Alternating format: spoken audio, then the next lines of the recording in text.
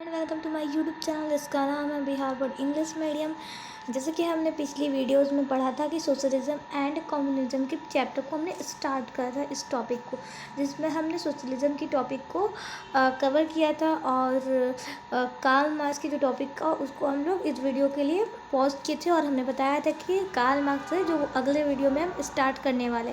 तो चलिए स्टार्ट करते हैं चैप्टर 2 जिसका नाम है सोशलिज्म एंड कम्युनिज्म का नेक्स्ट पॉइंट जिसका नाम है कार्ल मार्क्स। ठीक है, तो चलिए शुरू करते हैं। जहाँ तक कि हमने ये सारी चीज़ें पढ़ा दी थी, तो यहाँ था हमारा कार्ल मार्क्स। ओके, जिन्होंने यहाँ उनका दिया हुआ है 18 से चला था 1883 तक। ठीक है, इनका जो भी राज्य था। Karl Marx was born on 5 May 1818। कहने का मतलब है कि उनकी पैदाइश जो हुई थी वो कब हुई थी, तो 5 मई 1818 में। ठीक है, 1818 में।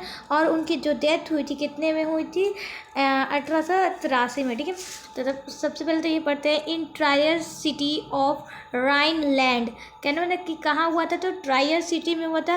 ट्रायर सिटी में कहा तो राइनलैंड में। ठीक है, इन जर्मनी इन ज्यू फैमिली। जर्मनी में जो चीज़ थी, मतलब कि जर्मनी में राइन लैंड था, वहाँ उनकी जो फैमिली था, उनको कौन सा परिवार में ये पैदा हुए थे, तो जय फैमिली में। ठीक है, his father Heinrich marks was famous lawyer. कहने का मतलब है कि उनके फादर जो थे वो बहुत फेमस लॉयर थे। हु अटर्ड की 1 मिनट, यहाँ क्या लिखा है, हु आफ्टरवर्ड अडॉप्टेड क्रिस्टिनेट। कहने का मतलब है उन्होंने इसके बाद क्या किया था, क्रिश्चियन को अडॉप्ट किया था, क्रिश्चियन को अपनाया था। ठीक है, that marks God educated in law at the bone university. कहने का मतलब है कि कार्ल मार्क्स जो थे उन्होंने लॉ पढ़ा, कहाँ से पढ़ा था, तो बोन यूनिवर्सिटी से पढ़ा था।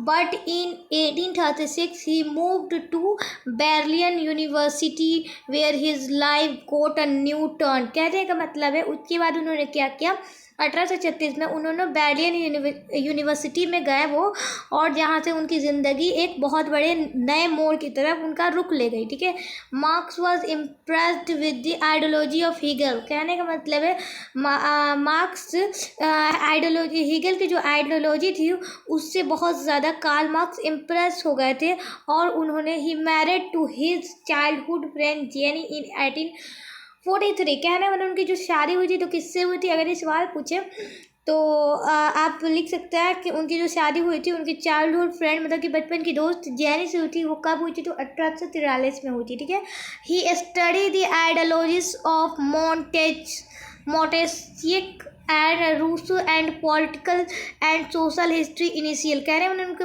जो उनका स्टडी था किसके बारे में था, आइडियोलॉजी ऑफ मोंटेस्क्यू के बारे में वो पढ़ाई किया करते थे, जिसमें कि रूसो और पॉलिटिकल एंड सोशल हिस्ट्रीज के बारे में सारी चीज़ें इंडिसिविल आया करते थे। ठीक है, कार्ल मार्क्स मीट फ्रीडरिक। ठीक है, कार्ल मार्क्स किससे मिले, तो फ्रेडरिक से मिले। जो फ्रेडरिक इंग्लिश कहाँ मिले, तो पेरिस में मिले। ठीक है,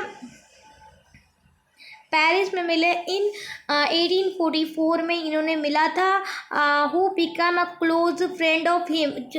जब ये मिले थे उसके बाद ये बहुत ज़्यादा क्लोज फ्रेंड बन गए थे, and for the whole life, इनकी पूरी ज़िंदगी के लिए इनके बहुत करीबी दोस्त बन गए थे।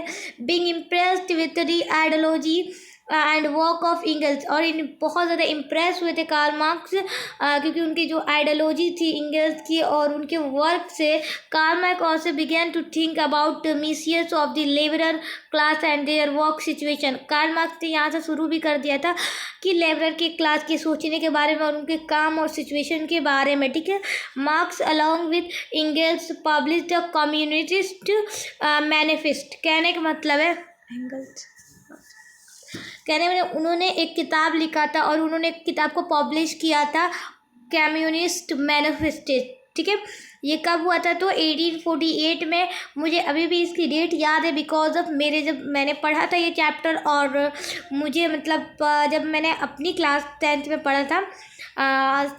ठीक है, तो वो क्या हुआ था, मुझे अभी तक इसकी डेट याद है क्योंकि ये क्वेश्चन बहुत ज़्यादा PYQs में थे और बहुत ज़्यादा मेरे एग्जाम में ये पूछे भी गए थे। ठीक है, 2 क्वेश्चन आते हैं। ठीक है, यहाँ से जो कि बहुत इंपॉर्टेंट होते हैं। एक क्वेश्चन तो ये आता है कि ये किताब कम्युनिस्ट मैनिफेस्टो किसने लिखा था, तो कार्ल मार्क्स एंड एंजल्स, ठीक है। कब पब्लिश हुआ था, 1848 में, ठीक है।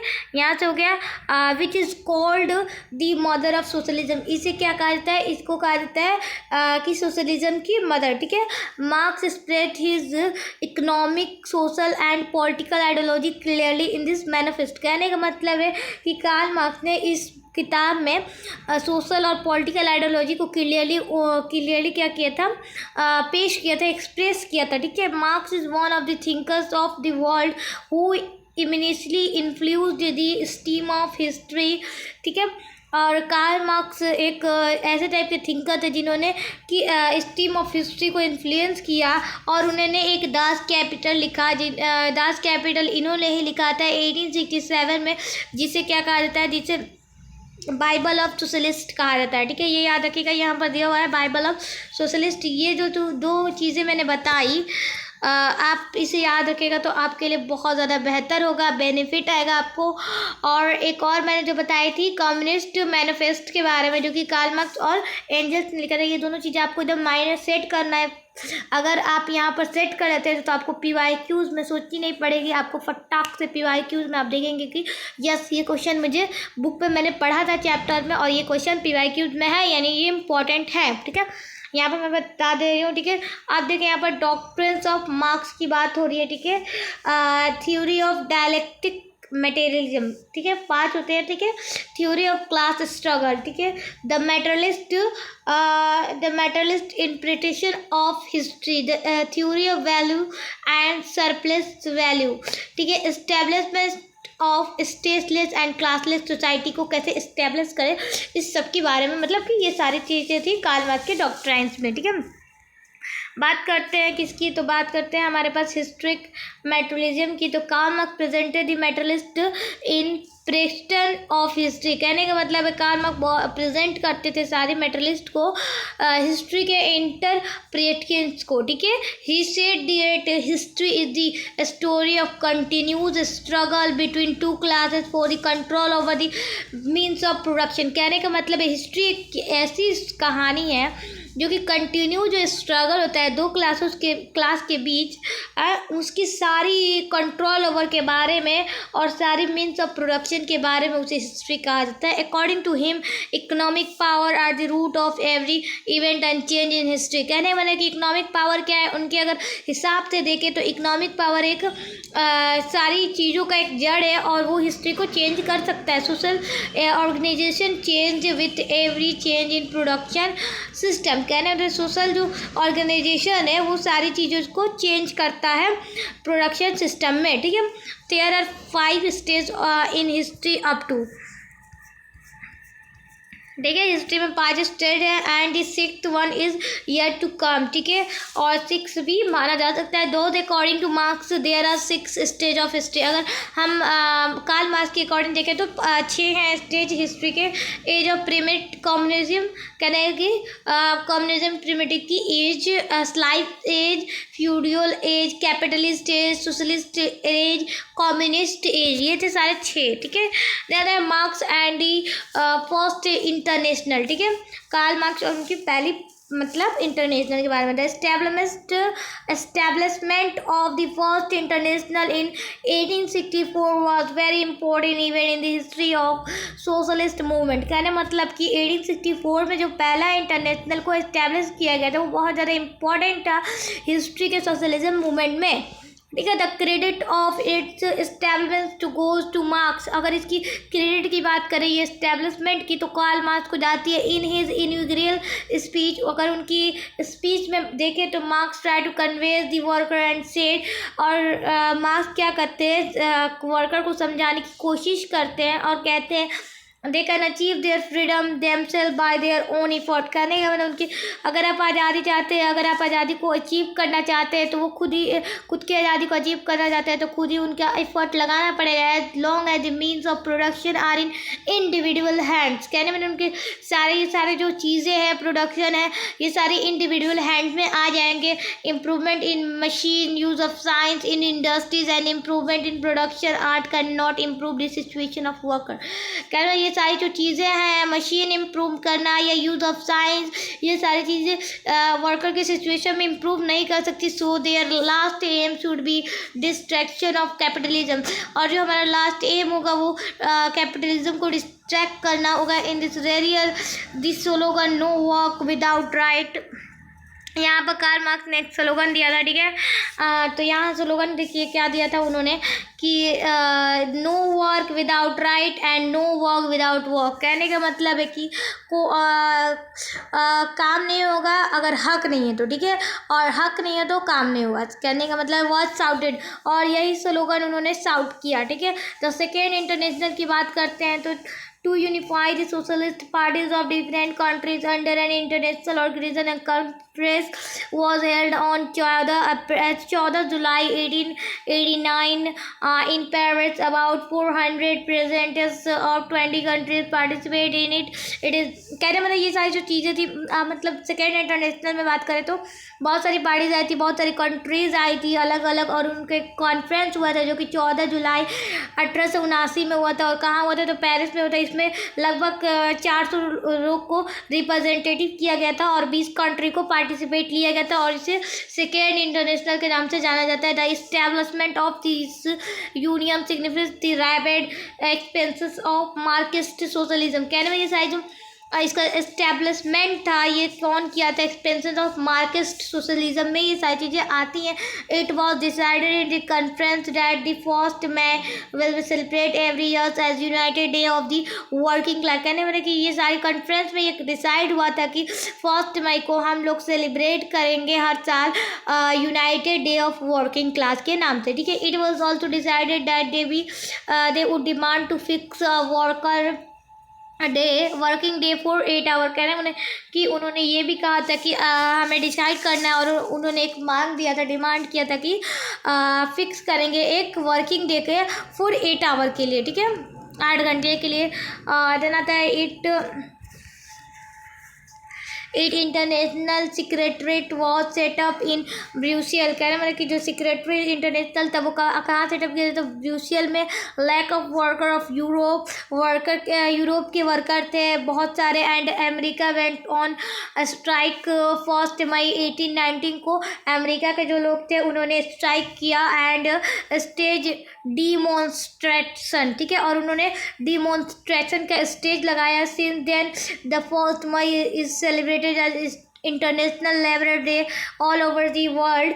सारी दुनिया में 1 मई को लेबर डे मनाया जाता है, और ये एग्जाम में पूछा जाता है, ठीक है। इंटरनेशनल लेबर डे कब मनाया? The largest achievement of the second international was movement against militarism and war and emphasis on rights of national freedom and fundamental equality. कह रहे मैंने कि जो इसके अचीवमेंट था सेकेंड इंटरनेशनल का, वो किसके खिलाफ था, तो मिलिट्रिज्म एंड वॉर एम्फेसिस के खिलाफ था, जो कि नेशनल फ्रीडम और फंडामेंटल इक्वलिटी को बढ़ावा देता है। Though the socialist movement got a strong base at international level, and the worker began to hope and believe that a new world free from exploitation and harassment would come into action। कहने का मतलब ये सारी जो चीज़ें थी, socialist movement को बहुत ज़्यादा एक स्ट्रॉन्ग बेस बनाया गया था इंटरनेशनल लेवल में, और वहाँ से वर्कर का जो शुरू हुआ था, आशा शुरू हुआ था, होप और उनके विश्वास जो एक नगी दुनिया में जगी हुई थी, और यहीं से हरासमेंट का और एक्सप्लॉइटेशन हरासमेंट को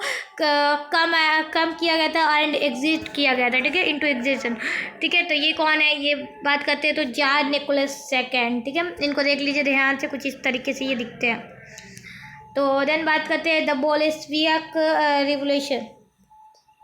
बोल्शेविक रिवोल्यूशन की बात करते हैं तो the Russian revolution is an important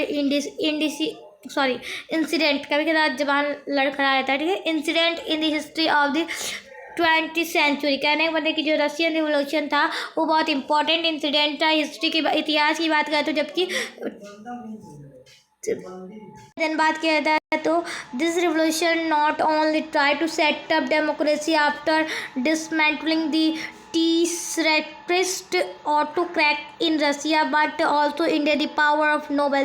क्योंकि इसमें जो रिवोल्यूशन होता है ये सिर्फ डेमोक्रेसी को सेटअप करने की कोशिश नहीं थी, बल्कि ऑटोक्रैट को और रसिया को पूरी तरीके से इनकी पावर को इंड करना था, नोबल्स के पावर को और capitalist and zamindars in social economic and commercial sector में भी, ठीक है, and economic and commercial sector and establish the power of worker and peasant. कहने मैंने फार्मर और वर्कर की पावर को इस्टेब्लिश करने का ये प्लान था। The Bolshevik revolution in Russia took place in 1970 in real sense. कहने का मतलब कि रियल सेंस में अगर बात करें तो 1917 में बोल्शेविक रिवोल्यूशन की स्टार्ट हुई थी। This revolution made effort in introducing a new social political system communism and making acceptance for the power. कहने मतलब कि ये रिवोल्यूशन जो बहुत तरीके से एफर्ट लाया और एक नया सोशल पॉलिटिकल को इंट्रोड्यूस किया सिस्टम कम्युनिज्म को, और एक्सेप्ट किया कि सारे पावर को जो एक्सेप्टेंस पावर थे उनके प्रोलेटलाइंस की वजह से, ठीक है। देन बात करते हैं, ये देखिए रसिया का मैप है कुछ इस तरीके से, ठीक है, यहाँ से सारी रस्सियाँ है, ठीक है। And the main cause of this revolution were as follow. जो इसका मेन कॉज था, जो मेन कारण था रिवोल्यूशन होने का, वो कुछ इस तरीके से फॉलो किया था। ऑटोक्रैट्स एंड डिसेबल गवर्नमेंट ऑफ टीसार। कहने का मतलब है कि जो टीसार थे उसको डिसेबल करने का गवर्नमेंट के तरफ से। बिफोर 1917 से पहले the Romanov dynasty ruled over Russia. कहने मतलब कि 1917 से पहले रोमनोव डायनेस्टी जो थे वो रसिया में पूरी तरीके से रूल करते थे, राज करते थे। This time the emperor of Russia was called Tsar, ठीक है। और इस टाइम हम इम्पायर रसिया के इम्पायर को क्या कहते हैं, टीसार कहते हैं। There was a drastic political structure in Russia. कहने मैंने कि कुछ ड्रास्टिक पॉलिटिकल होता है स्ट्रक्चर ऑफ रसिया में, जो होता है ना ड्रास्टिक पॉलिटिकल होता है। By the middle of the 19th century the political structure of the Europe was changed and the power of monarchy had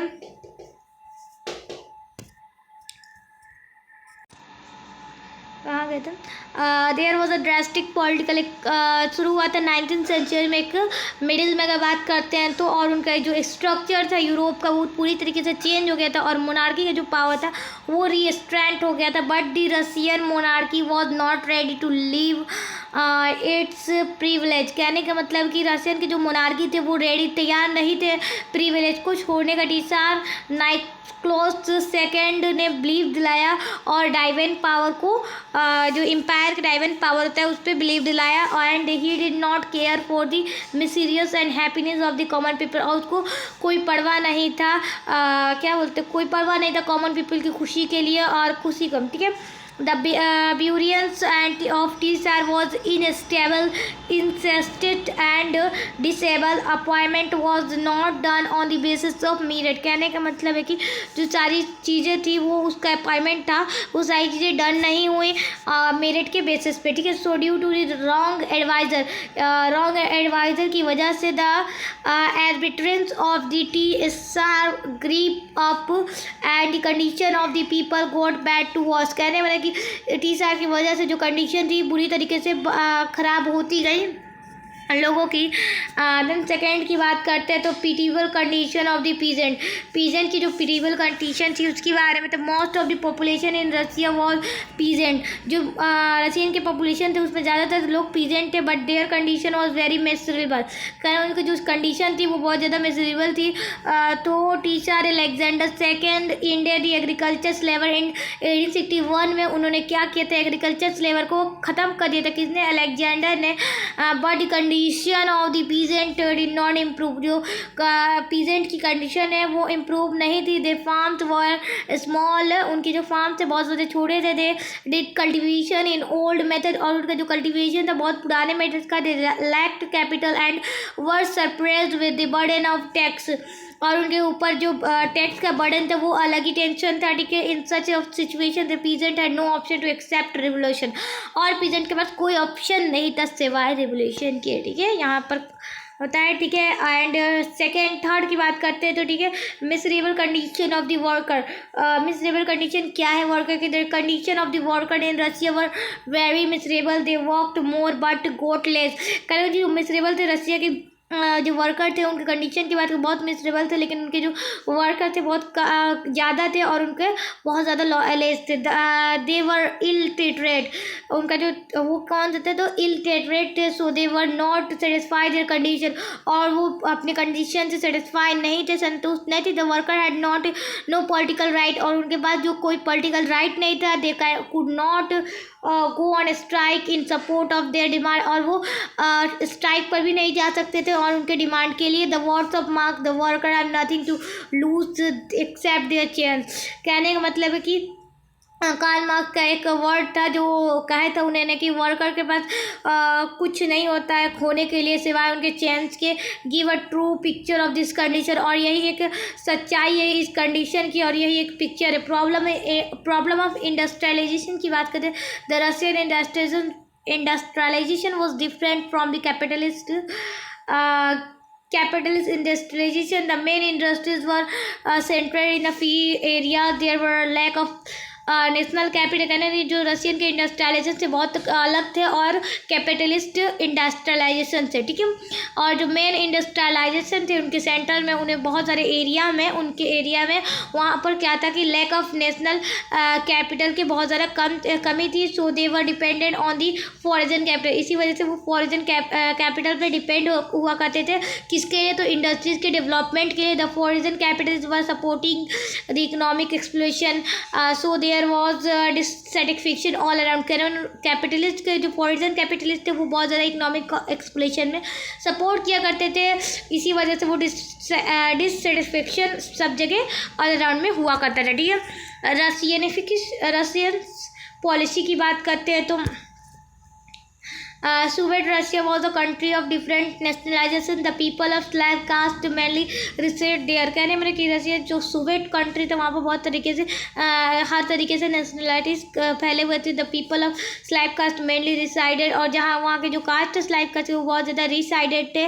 beside dam, अगर उनकी बिसाइड की बात करते हैं पीछे तो Finns Poles German Jews and many other caste live there, और बहुत तरीके से इसी तरीके से बहुत अलग अलग कास्ट रहा करते थे, ठीक है। दे स्पोक डिफरेंट लैंग्वेज, और वो बहुत अलग अलग लैंग्वेज बोला करते थे। देयर उनके जो रीति रिवाज थे वो बहुत ज़्यादा डिफरेंट है। But the minority grouping Russia was annoyed with the policy of Russian which Tsar Nicholas, ठीक है। कहने का मतलब वहाँ के जो माइनॉरिटी थे ग्रुपिंग के उन्होंने बहुत सारे पॉलिसी लाया रशियंस के लिए, और उन्होंने वो जो पॉलिसी था वो किसने पास किया? तो टीसार नाइक्लोस ने।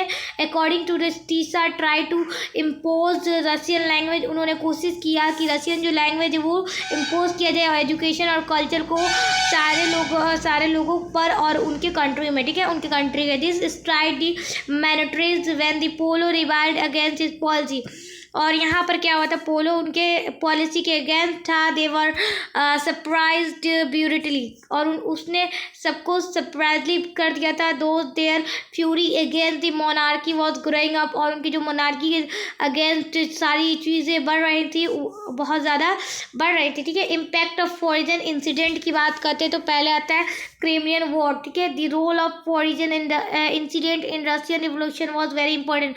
फॉरेन जो इंसिडेंट है वो रशिया में बहुत ज़्यादा इंपॉर्टेंट रखता है रिवोल्यूशन में।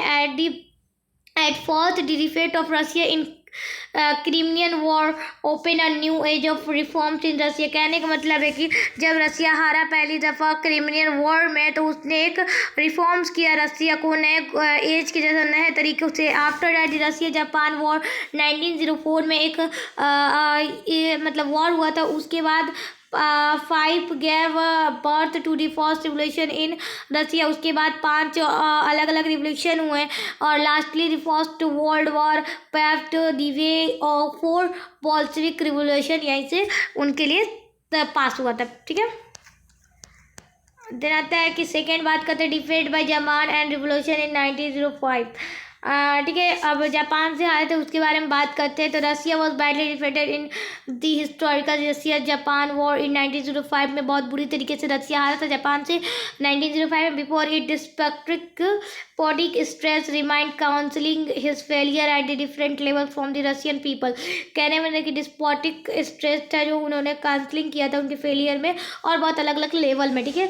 But it was difficult to cancel this defect from the people, और ये बहुत मुश्किल हो रहा था कि जो आगे लोगों से हारने के लिए कैंसिल करना। When the rest of wrecked army return to Russia the whole country was taken back, ठीक है। जब वहाँ के लोग आर्मी जो थे वो बैक आ रहे थे रसिया के, तो पूरे जो कंट्री में था वो टेक बैक ले लिया गया। The confusion was greatness treated, और जो उनका कन्फ्यूजन था बहुत ज़्यादा ट्रेटेड था। Russia was defeated by a small country of Asia, और रसिया क्या हुआ था स्मॉल कंट्री एशिया से भी हारा था। Really due to this defeat revolution broke out in Russia 1905 में। इसी वजह से एक और रिवोल्यूशन बाहर आया रसिया में, ठीक है। On 9 January 1905 a move of people was moving toward the castle in Saint Petersburg, और यहीं से क्या होता है कि सेंट पीटर्सबर्ग का डिमॉन्स्ट्रेटिंग होता है उस रोड पर, और एक स्लोगन बहुत ज़ोर से चिल्ला कर आता है कि गिव ब्रेड, मतलब कि रोटी दो, ठीक है। But the military war of Tsar fired of unarmed people and thousand of them were killed. So January 1905 by old calendar is known as bloody Sunday, ठीक है। खूनी रविवार का सीधा सीधा यहाँ पर एक डिफिनेशन दिया हुआ है, आप इसके बारे में लिखिएगा। यहाँ क्या हुआ था कि जब रसिया बुरी तरीके से हार गया था एशिया से और जापान से, तो उसके पास कोई भी मतलब कि उसके पास कोई उतना क्या बोलते हैं, उसके पास इकोनॉमिक कंडीशन जो था वो बहुत ज़्यादा ख़राब हो गया था, और वहाँ पर लोग जो थे वो बाहर निकल के एक स्लोगन दे रहे थे कि रोटी दो, और उसे इंग्लिश में गिव ब्रेड कहते हैं। बट वहाँ का मिलिट्री जो था उन्होंने क्या किया, उन्होंने ऑर्डर दिया कि सारे लोगों को गोली से भून दो। तो उन्होंने क्या किया कि सारे लोगों को बिना देखे सारे लोगों को भून दिया, ठीक है। और उसका जो डेट था 22 जनवरी था, अगर पुराने कैलेंडर से देखें तो 9 जनवरी 1905 था। अगर इस तरीके से देखो 22 जनवरी था, इस कन्फ्यूज़न में होता है, ठीक है। तो इसी को ब्लडी संडे कहा जाता है या रेड संडे कहा जाता है। On riding this massacre the whole Russia stirred with sensation, और इसी कारण जो रसिया का स्ट्राइक था बहुत ज़्यादा सेंसेशन हो गया। A large of period to part in the revolution, इसी रिवोल्यूशन में बहुत बड़े, तो इसमें बहुत ज़्यादा लार्ज नंबर के जो पीजेंट थे ये रिवोल्यूशन में पार्ट लिए, मतलब कि उनका जो उन पर गोली चली। Large government submitted and representation institute Duma was formed in 1905, और इसके जो लास्ट में क्या हुआ था गवर्नमेंट ने एक सबमिट किया और एक दुम्मा फॉर्म्ड हुआ जो कि 1905 में। But as soon as the revolution was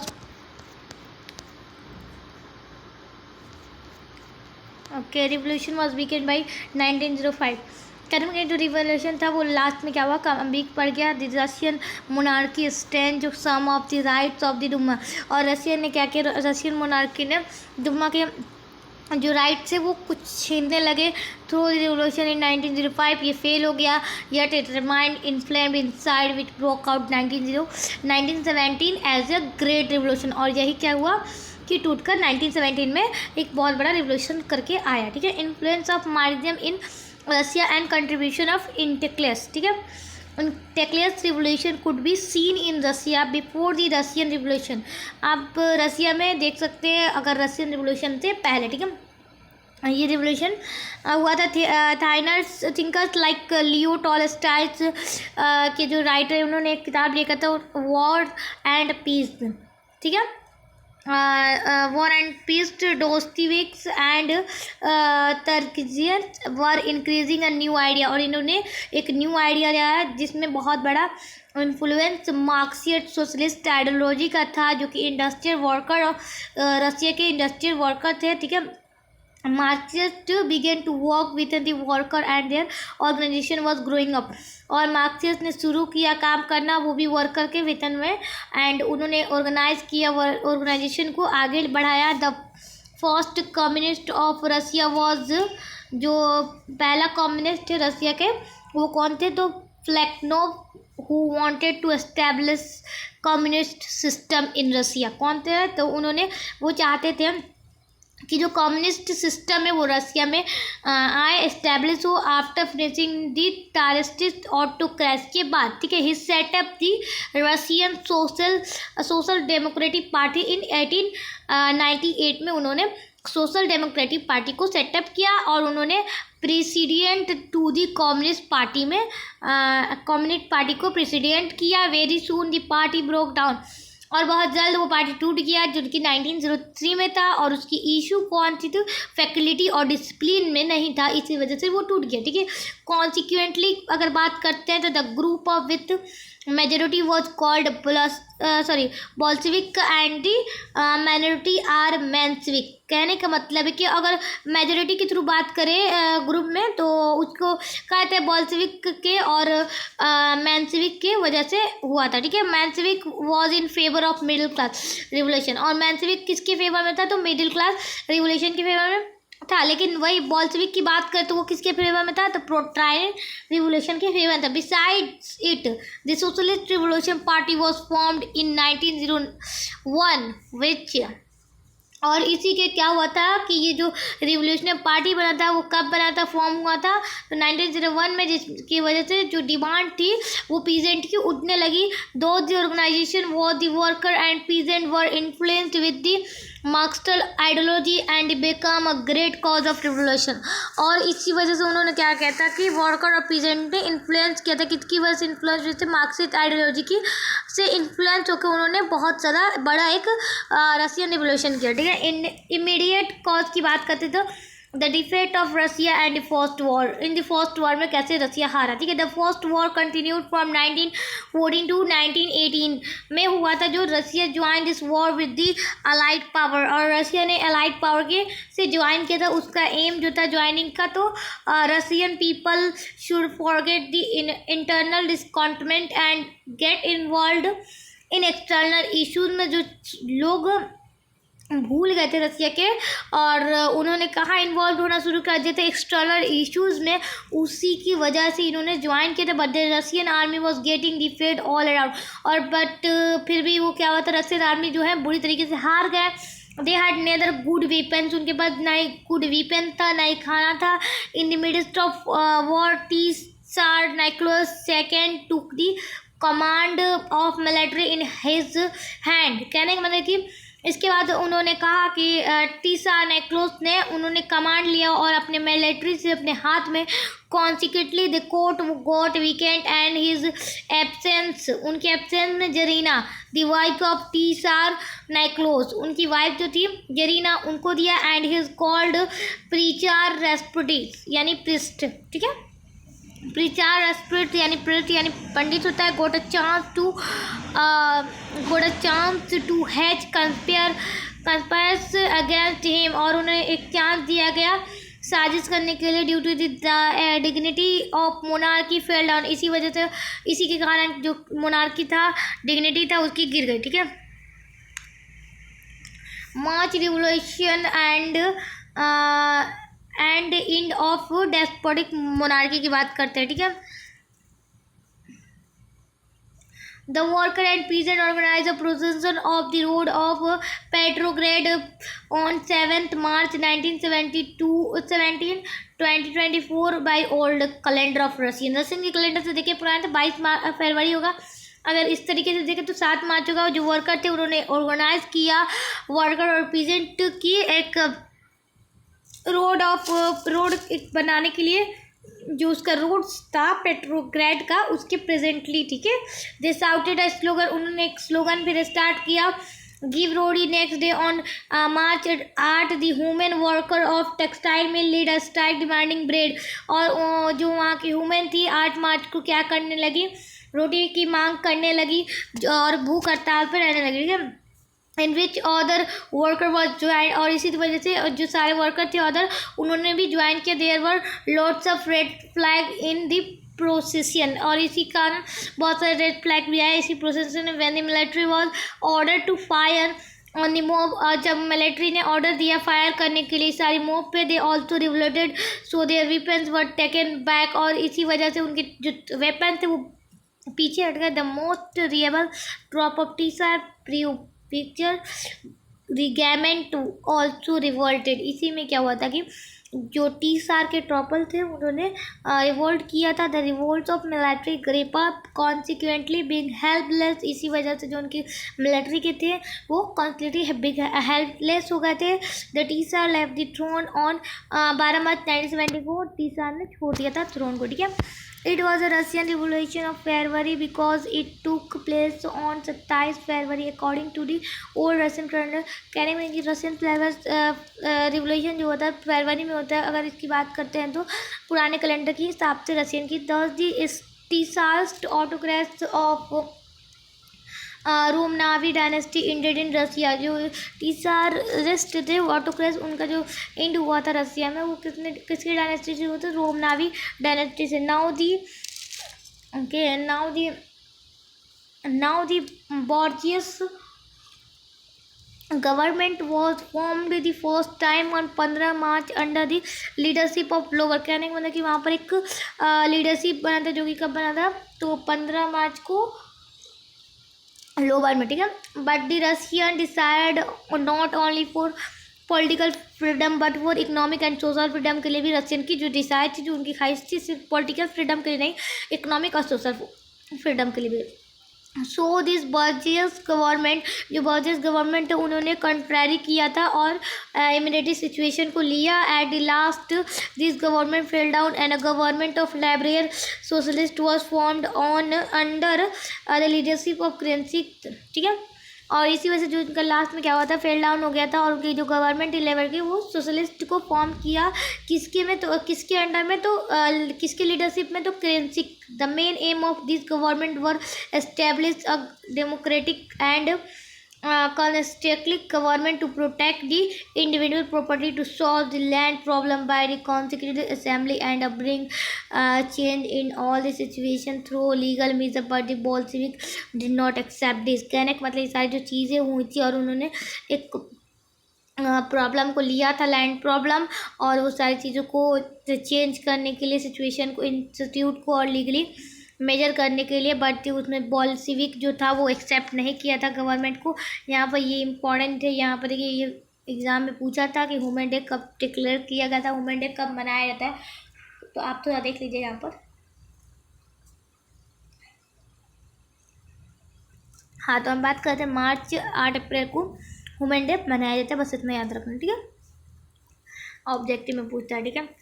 Bolshevik revolution नवंबर 1917 में की बात करते हैं। Bolshevik this very time Lenin came into the scenario of the Russian political forum में जो आए थे scenario. The terrorist government expatriate him, जो उनके वहाँ के टेररिस्ट गवर्नमेंट थे उन्होंने एक्सपेट्रेट किया उनको। And he was leading an exiled life in Switzerland. उनकी जो लाइफ थी, लीडिंग लाइफ थी, वो स्विट्जरलैंड में थी। When revolution broke out in March 1917, जब रिवोल्यूशन शुरू हुआ तो ही रीच रसिया, और तब वो जाके रसिया पहुँचे with the help of Germany की हेल्प से, ठीक है। When he reach Petrograd in 1917 में the people of Russia were filled with zeal, और उन्होंने जील से भरा हुआ देखा रसिया को। लेनिन ने डिक्लेयर किया कि रसिया रिवोल्यूशन में completely yet थे। सो द सेकेंड रिवोल्यूशन इनवेटिबल हुआ। ही मेड द प्रोग्राम्स, उन्होंने एक प्रोग्राम बनाया बॉल्शेविक पार्टी के लिए जो कि फेमस था अप्रैल थीसिस थे, ठीक है। ये एग्जाम में पूछे जाते हैं। अप्रैल थीसिस किसने लिखे? तो लेनिन ने लिखा था, ठीक है। लेनिन ने, तो लेनिन के 3 स्लोगन थे, लैंड, पीस एंड ब्रेड, ठीक है। ज़मीन, शांति और रोटी, ठीक है। लेनिन डिसाइडेड टू डेथ्रोन, और लेनिन ने डिसाइड किया था डेथ्रोन के लिए, और क्रेंसिक गवर्नमेंट को फोर्स किया था। बहुत दी मिलिट्री और पब्लिक जो वहाँ की थी वो हैंड मिलाती है, मतलब ज्वाइन करती है उनके साथ, और बॉल्शेविक को रेलवे स्टेशन को देती है, टुक देती है। Post office and telephone centres को उन्होंने अनदर बिल्डिंग में ओके। तो यहाँ पर now the okay, now the powers of government came in the hands of Bolshevik. और जो पावर थी गवर्नमेंट की वो किसके हाथ में आ गए थे, तो बोल्शेविक और लेनिन के, जो कि प्रेसिडेंट के रूप में अपॉइंटमेंट किया गया था। ठीक है, Trotsky became the foreign minister in the government. Trotsky कौन बन गया था, जो फॉरेन मिनिस्टर बन गया था गवर्नमेंट का। For the first time in the world the power of government came into the hand of the proletarians. की पहली दफ़ा उनके हाथ में कोई गवर्नमेंट की पावर लगी थी। After capturing the power of government the responsibility of Lenin and Bolshevik grew of more. और जब उनके पास गवर्नमेंट की पावर आई, वो रिस्पॉन्सिबिलिटीज़ ली और उन्होंने बहुत ज़्यादा आगे बढ़ाया। There were many complex problem before. Lenin के पहले बहुत सारी कंप्लेटिक प्रॉब्लम थी, but he made great effort to solve this problem. और उन्होंने बहुत ज़्यादा इफर्ट लगाया और इस प्रॉब्लम को सॉल्व किया। At first he sign the treaty Brest Litovsk को पहले उन्होंने अच्छे तरीके से साइन किया, but this treaty Soviet Russia had to lose it 1/4 land. और उसने क्या कहता कि रसिया के 1/4 लैंड को लिया था। But Lenin came out the First World War and concentrated on internal problems of Russia के जो इंटरनल प्रॉब्लम था उसको कंसंट्रेटेड किया। This time the problem of civil. और इसी समय जो प्रॉब्लम था सिविल वॉर का वो शुरू हुआ। ठीक है, war rose in Russia, America and Japan, Britain and French interfere with his problem and attack Soviet Russia पर इन्होंने सबने मिलकर अटैक किया। ठीक है, Lenin encounter this oppositions boldly. उन्होंने क्या किया था कि ऑप्टेंस थे जो उनके खिलाफ थे उसे इनकाउंटर किया। A huge red army was form under the leadership of Trotsky के खिलाफ। ट्रोटेक्सी की जो लीडरशिप थे उसके अंदर एक बहुत बड़ा रेड आर्मी था। ठीक है, रेड आर्मी की फौज थी। The red army face the foreign invasions courageously. और उन्होंने ये सारी चीज़ों को फॉरेन को बहुत फेसली मतलब करेजली हिम्मत से फेस किया। ऑन दी अदर हैंड अगर बात करें स्पाई पुलिस ऑर्गेनाइजेशन नेम जिका, ठीक है, खजिका।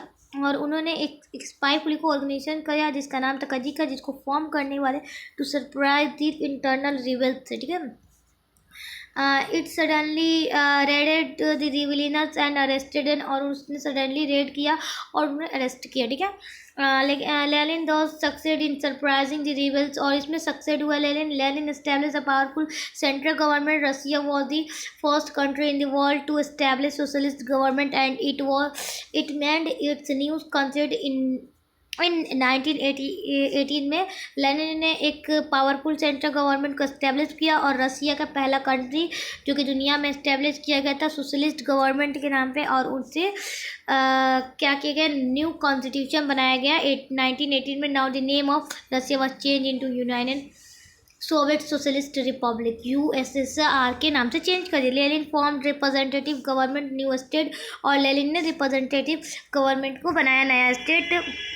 Local community name Soviet were formed at the lowest level of the political organisation के नाम पे उसने रखा। And National Congress was formed the member of all Soviet. कहने उन्हें कि उसमें नेशनल कांग्रेस थे उन्होंने बनाया सारी चीज़ें उसको फॉर्म की सारे सोवियत मेंबर पे। और वर्किंग पावर भी उन्हें दी सेंट्रल कम्युनिटी से। Lenin was the president of this community. और लेनिन इसी कम्युनिटी का प्रेसिडेंट बना। ठीक है, it was decided that the number of minister board should be elected from this community. और यही डिसाइड किया गया था कि जो मिनिस्टर बोर्ड थे और इलेक्टेड में जो इस सारी चीज़ें थी कम्युनिटी की, यही कम्युनिटी से दी जाएगी। ठीक है, according to new constitution of Lenin, Francis was given to all the citizens एवं 18 years who earned their livelihood by productive labor। कहने हुए ये सारी कॉन्स्टिट्यूशन में लेनिन ने एक नया लाया था कॉन्स्टिट्यूशन जिसमें उसने दिया था, फ्रांसिस ने दिया था कि जो सिटीजन है वो 18 से प्लस होने चाहिए और वो जो खुद के मतलब लाइफ लोग बचपन जो है गुजार चुके हो, प्रोडक्टिव लेबर नहीं हो। Those right to work was made a constitute right था। ठीक है, individual ownership on the means of production was polish off and the industries came under the control of worker के रूप में है। ठीक है, banks and large industry, water transportation and rails were nationalise, और ये सारी चीज़ों में बैंक थे जो इन सब में कंट्रोल किया गया, ठीक है। Nationalise. The right of church on education was ended, जो चर्च के एजुकेशन थे उसे ख़त्म कर दिया गया, एजुकेशन और वॉज नेशनलाइज कर दिया गया, ठीक है। Thus, Lenin changed the rule of governments and the name of Bolshevik party was changed into the Communist Party। और बोल्शेविक जो पार्टी था उसका नाम भी लेनिन ने चेंज कर दिया। नेशनल क्या रख दिया, कम्युनिस्ट पार्टी के नाम से रख दिया। National flag having sickles and hammer on the red flag was prepared after what this flag become the symbol of communism। और उसने क्या किया था, एक नेशनल फ्लैग को सीकल और हैमर के रूप में दिया और उसे रेड फ्लैग में प्रिपेयर किया, और इसी की वजह से सिंबल कम्युनिज्म के सिंबल बन गए, ठीक है। Now the redistribution of land was the problem before Lenin. Lenin से पहले रीडिस्ट्रीब्यूशन ऑफ लैंड का भी प्रॉब्लम था। He pass on order to redistribute the land of large and land holder among the peasant. और उसने सारे land holder को, peasant को, सारे लार्ज लैंड होल्डर को डिस्ट्रीब्यूट किया। Through the peasant had already captured the land. और उसने जो पीजेंट थे वो खुद ऑलरेडी कैप्चर कर दी थी लैंड को। This order to Lenin gave it validity only. और इस ऑर्डर ने सिर्फ लेनिन को ही वैलिडिटी नहीं दिया। This step of Lenin was criticised because the state वो has control over and land socialist economic. और ये स्टेप ने लेनिन को क्रिटिसाइज किया क्योंकि जो स्टेट थे वो सारे कंट्रोल ओवर में थे और जो लैंड थी socialist economic. But Lenin replied that the peasant were in majority and the Bolshevik were in minority. और जो लेनिन ने रिप्लाई दिया पीजेंट को कि जो मेजोरिटी में थे और बोल्शेविक में वो माइनॉरिटी में आ जाए, ठीक है। To solve the problem of production Lenin implied, जो इसे सारी प्रोडक्शन थी उसे प्रोडक्शन की प्रॉब्लम थी उसे सॉल्व किया और लेनिन ने इम्प्लेड किया कि ये कम्युनिज्म की थी, ठीक है। और by this Lenin control the techniques of the factories and production with the help of worker. और लेनिन ने कंट्रोल किया टेक्निक के, जो फैक्ट्रीज के टेक्निक्स थे और प्रोडक्शन थे किसके हेल्प से, तो वर्कर की। Similarly the peasant were also control and grains was forcibly collected from the peasant. और जो पीजेंट थे उसे कलेक्टेड किया गया फोर्सिबल, मतलब कि ज़बरदस्ती, पॉसिबल, ठीक है। But a great reaction came forward against strategic communism in Russia. और बहुत बड़ा एक अगेंस्ट स्ट्रेटेजी आया कम्युनिज्म के रसिया में, ठीक है। The peasant began to burn up their corns. और जो पीजेंट थे वो उनके कॉन्ट जलाने पर आ गए। इन द फियर, उसके जो भी इसके डर से क्या होगा, फोर्सिबल कलेक्शन था वो ख़त्म हुआ, ठीक है। The cogent the rate of production fell down, जो उनका प्रोडक्शन का रेट था वो गिर गया 1920 से 1921 में। A great problem of livelihood came before crores of people. और जो एक प्रॉब्लम था लाइवलीहुड से वो बहुत ज़्यादा पीपल के कम आया, ठीक है। Somewhere there was a situation of starvation. और कुछ ऐसा सिचुएशन हुआ था भूख मारी का, ठीक है। In spite of help from the state and abroad a large number of people began to die from hungry and thirst. और वहाँ के बहुत सारे स्टेट और अब्राइड में बहुत लोग जो थे वो भूखे मरने शुरू हो गए थे बिकॉज ऑफ भूख और प्यास से। Slogan against the revolution. और इसी वजह से जो एक स्लोगन स्टार्ट हुआ, so Lenin eliminated his policy was क्या बोलते हैं was which resulted a new economic policy. और यही जो लेनिन का एमिनेट पॉलिसी आया जो कि एक बहुत ज़्यादा रिजल्ट में आया न्यू इकोनॉमिक के पॉलिसी में, ठीक है। ये जो न्यू इकोनॉमिक पॉलिसी है इसको हम लोग नेक्स्ट वीडियो में पढ़ेंगे। तब तक के लिए इतना ही। एंड चैनल को सब्सक्राइब कीजिएगा, ठीक है, डेली नोटिफिकेशन के लिए। और टेलीग्राम चैनल को जो कोई मैंने क्या बोलते हैं अपनी बायो में डाल रखा है, आप जाके वहाँ का टेलीग्राम का लिंक को क्लिक कीजिए एंड टेलीग्राम पे ज्वाइन होइए। बिकॉज आपको नोट्स चाहिए होगी, PYQs चाहिए होगी, उसके लिए बहुत ज़्यादा इंपॉर्टेंट होगी। चैनल को सब्सक्राइब कीजिएगा, बेल आइकन को प्रेस कीजिएगा और वीडियो को लाइक ज़रूर कीजिएगा, ओके। तब तक के लिए बाय एंड लव यू।